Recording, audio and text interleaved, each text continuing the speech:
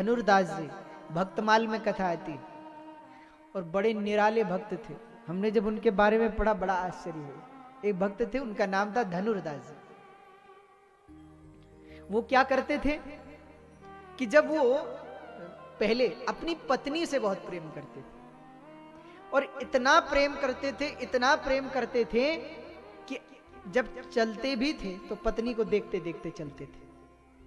जैसे कहीं जाना है तो एक हाथ में छाता है कि धूप ना लगे, और पत्नी की ओर मुख करके उल्टे चलते थे, पत्नी को देखते देखते देखते देखते। लोग हंसते थे कि बताओ कैसे व्यक्ति है, पर उनको लोगों से क्या मतलब, पत्नी को देखें और चले।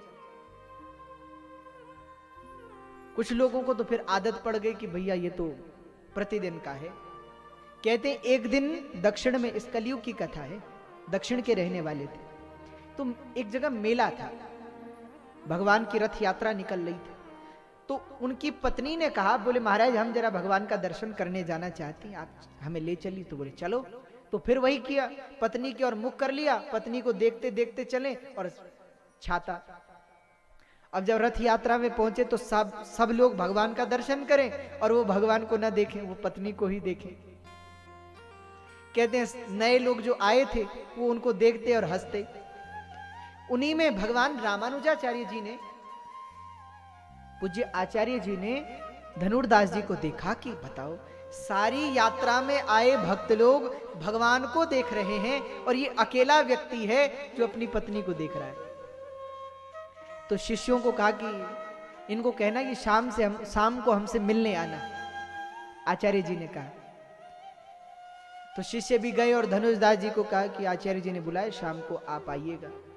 अब तो धनुर्दास जी घबरा गए कि आचार्य जी जरूर डांटेंगे, और डांटना भी चाहिए, कोई बात है, सारी दुनिया भगवान को देख रही थी और हम अपनी पत्नी को देख रहे थे, ये भी कोई बात हुई। पर चलो अब डांटेंगे तो फिर डांट सह लेंगे।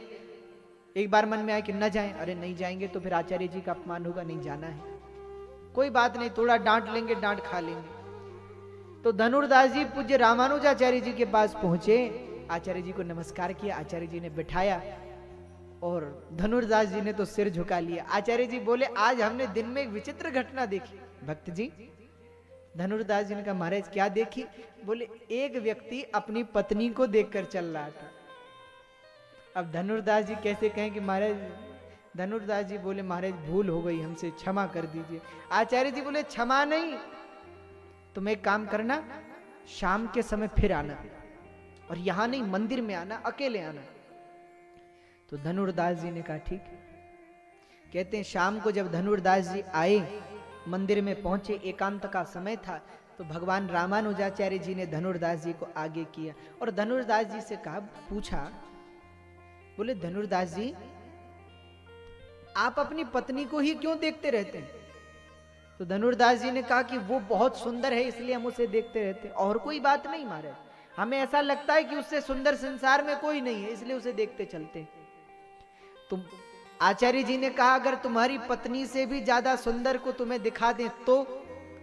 उसने कहा महाराज अगर हम अपनी पत्नी से भी ज्यादा सुंदर, वैसे तो कोई है नहीं, हमें लगता नहीं कि संसार में कोई होगा, पर यदि दिखा दें तो हम अभी सब कुछ छोड़ के उसी पे लग जाए। तो आचार्य जी ने कहा ठीक है। तो मंदिर में ले गए, पर्दा खोला, कहते आचार्य जी भगवान के पास रोने लगे, हे प्रभु इस भक्त पर कृपा कीजिए। और जब आचार्य ने प्रार्थना की तो साक्षात भगवान श्री कृष्ण वहां प्रकट हो गए।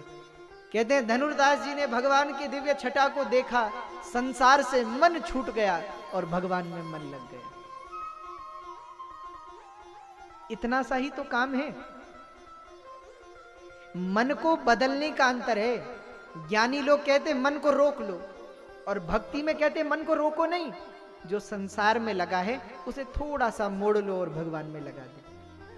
जितना प्रेम पत्नी से है, पुत्र से है, परिवार से, धन से है, वैभव से है, संपत्ति से है, बस उतना ही प्रेम भगवान